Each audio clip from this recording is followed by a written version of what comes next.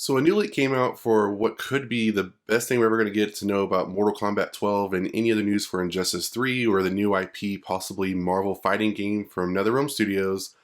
But after kind of further delving into the leak itself and the comments by the person who supposedly leaked the leak, I'm a little hesitant and I think this could possibly be a fake. But let's run through it anyways. Let's see what the leaker had to say. Let's, see what the possibilities could be for Mortal Kombat 12. They also include a roster of characters they think will be included. And yeah, hopefully get your thoughts on that too in the comments down below. Let's get to it. So this leak does come from 4chan from user WidowsPeak999. And I will just go ahead and read through it with you and then go through the roster and then go through some thoughts. And yeah, there's some interesting stuff going on in this leak. Very, very interesting stuff. So let's get to it. So the leak reads, Injustice 3 is being released next April. Mortal Kombat 11 is shelved early due to COVID, and Injustice 3 priorities and Mortal Kombat 12 is already in early development. There is a new IP in the works, but it's not coming out anytime soon. For Mortal Kombat 12, the roster is decided and the plot is already locked in. There were a lot of decisions about where to take the franchise, but they ultimately decided on a sort of time-swapped reboot where things are not exactly how we remember them due to Liu Kang's perfect universe. Liu Kang had become the Fire God, and with his newfound power successfully took control of the Hourglass and erased Kronika and Shang Tsung from existence. With the Hourglass, he perfected his ideal timeline and mentored Kung Lao's ancestor. This Kung Lao founded the White Lotus Society to train warriors in the event of an invasion from another realm. Many generations later, the Titan of Fate, Moira, a potential temporary name, is upset at the undoing of fate by Liu Kang's altering of time, thus undoing the careful balance of destiny. She begins intervening in Liu Kang's perfect timeline so that fate may correct its course, and in doing so, Liu Kang's hourglass begins to crack. She begins an outworld by goading its emperor Onaga into invading Earthrealm. Then she sets her sights on Earthrealm and begins targeting Liu Kang's warriors. Kung Lao is devastated by loss, Raiden is tortured by past visions, Johnny Cage's career is stalled, Sub-Zero is exiled by his clan, Jax Briggs is sidelined via injury, Sonya Blade is kidnapped by the Black Dragon clan, Kenshi is blinded by a mystical artifact, and Nightwolf's tribe is impacted by disease. With his powers weakening due to the cracked hourglass and his inability to now wind back the clock, Liu Kang has no choice but to reinstate the Mortal Kombat tournament and host it on his island in between the fabric of the realms, an island that in another time once belonged to the arch-nemesis Shang Tsung. Onaga enters the tournament with his advisors Shao Kahn, his generals Goro, Rico, Baraka, Devora, Reptile, Natara, and Kano. Other combatants wind up joining the tournament on both sides to not only decide the fate of Earthrealm, but to crown a victor in a war stated by the hand of destiny itself. Other characters will include a still-alive Scorpion, Kitana, Smoke, Human Cyrax, Cyborg Sector, Striker, Tremor, and Farron Tor. The base roster is locked in at 28 characters.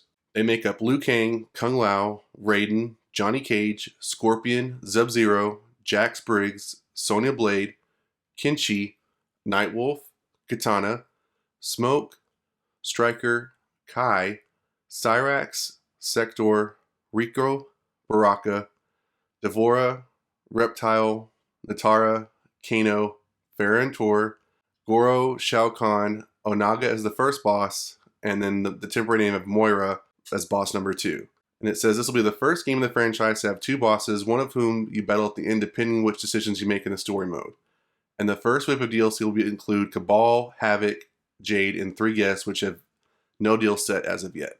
So I'll try to post a link to the link down below, and I also, of course, have been showing the stills that I got from online, just in case the leak for some reason goes away, which is pretty common.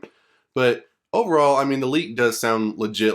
That does sound like a pretty interesting plot, and it does sound very Mortal Kombat-like as far as having, every action has a reaction. And so while we think that Liu Kang redoing the Hourglass to make things better in his version of better in the Mortal Kombat universe, maybe it's not so better after all.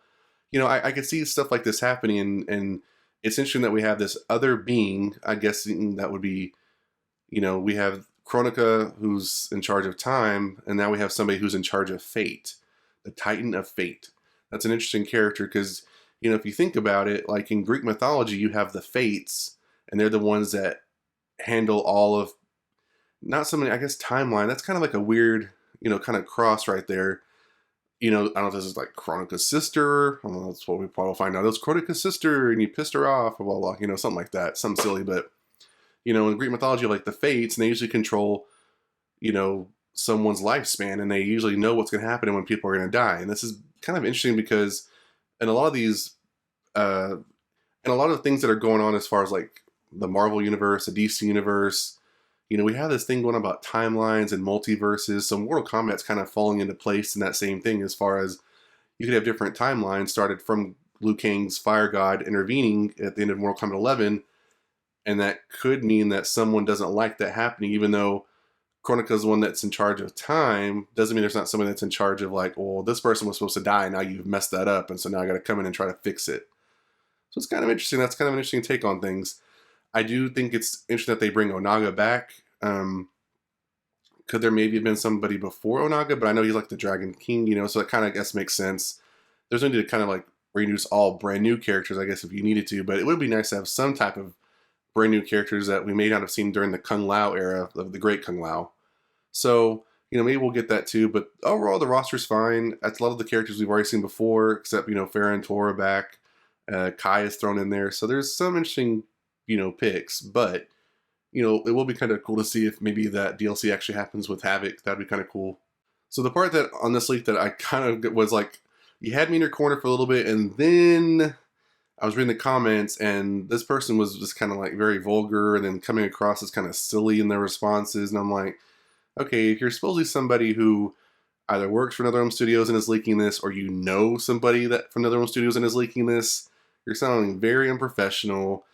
You're sounding very just, even if it was me that was a leaker and someone was like bashing the leak, I would not, you know, stoop to some level to call you names that were just, you know, derogatory and vulgar. I just wouldn't do all that. So once I got into that kind of the comments, if the link is still good and you can read it for yourself down below, it's kind of like, this person's not legit. This is definitely not legit. So I think the plot is interesting, and I think that, you know, this is something that we really could, you know, benefit from. I'm going to take this with a grain of salt. Now, one thing I thought that was interesting, if we're, you know, playing devil's advocate and assuming this could still be kind of true, or just for fun, I will say that, you know, the part about Injustice 3 being a priority and that the new IP, you know, being in the works, and of course, Mortal Kombat 12 being early development, it is interesting to know that, you know, I feel like originally when we were talking about this new IP, this Marvel fighting game, or it could be something else, that was kind of taking priority over anything that NetherRealm Studios had done before, like any previous IP property, because, you know, NetherRealm Studios, you know, while Injustice has its fan base and so does Mortal Kombat, it'd be kind of cool to have them make another game, even if it's not a Marvel game, but just maybe like a different IP altogether that fans can get behind and create a new franchise from, so that the way they have another feather in their cap, you know, to keep them in business. You know, that's always the name of the game. How much more we can make money off of this? What other things can we create that fans would like? So there, you know, something like that. Possibly a Killer Instinct game. Maybe. So anyways, I thought that was interesting that in this scenario with this leak, the IP doesn't take priority. It's more like Injustice 3 will happen 2022, 2023, and then we'll have Mortal Kombat 12 and then the IP, or, you know, in that kind of order. So I thought that was very, very interesting, and I think that, you know, given the video that I just did previously about, you know, Ed Boon being very, he's not being aggressive, he's just being very blunt in his responses about there's no more Mortal Kombat 11. You know, given this leak, I think, you know, they have a lot of properties to work on. They have a lot of work to do. We know they're hiring new workers to get the work done. So in reality, maybe Mortal Kombat 11 is done. And, you know, if they are going to be potentially working on Injustice 3, Mortal Kombat 12, and another IP property, that's probably enough for us to get by. And if it's going to happen in 2022, I know we're in June, we're about halfway through the year. So maybe we'll get an announcement later on, or a tease or something. So maybe that'll happen, and that'll, you know, feast our appetite. We'll have to wait and see. So what do you think about this leak? Do you think it's a fake? Do you think it's real? What do you think about the plot overall? Do you think that that's an interesting plot to kind of mirror for Mortal Kombat 12 the repercussions of what Liu Kang has done? What do you think about the roster? Who would you like to see taken off this roster, and who would you like to see added to the Mortal Kombat 12 potential roster? I'd love to know your comments down below. And that's it for this video, guys. If you enjoyed, hit that like button. For more of this one, make sure to subscribe to the channel, and I'll see you guys next time on the Mashup.